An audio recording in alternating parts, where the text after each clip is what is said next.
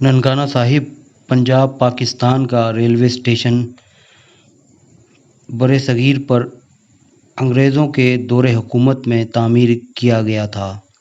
پاکستان بننے کے بعد ضیاء الحق کے دور حکومت میں اس اسٹیشن کی عمارت کے سامنے ایک وسیع شیڈ تعمیر کیا گیا۔ اس وقت یہاں سے لاہور اور شورکوٹ جانے کے لیے روزانہ 4 ریل گاڑیوں کی آمد و رفت ہوتی ہے۔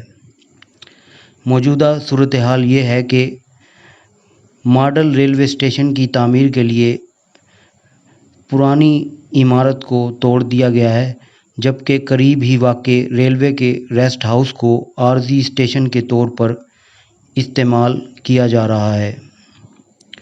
نیا اسٹیشن 15 کروڑ 80 لاکھ روپے کی لاگت سے 1.5 سال میں مکمل ہونے جا رہا ہے۔ امید ہے کہ اس کا افتتاح نومبر کے مہینے میں کیا جائے گا۔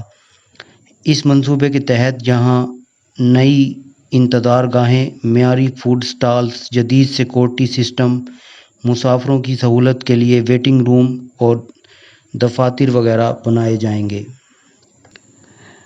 ماڈل ریلوے اسٹیشن کی تعمیر ایک اچھا قدم ہے، لیکن اس کا فائدہ تب ہی ہوگا جب مسافروں کی سہولت کے لیے گاڑیوں کی تعداد بڑھائی جائے گی اور لاہور اور شورکوٹ کے علاوہ دیگر شہروں کے لیے بھی گاڑیاں چلائی جائیں گی، اور ایسا شیڈول ترتیب دیا جائے گا کہ صبح، دوپہر اور شام کو لاہور یا شورکوٹ جانے والے مسافروں کو بروقت ریل گاڑی دستیاب ہو سکے۔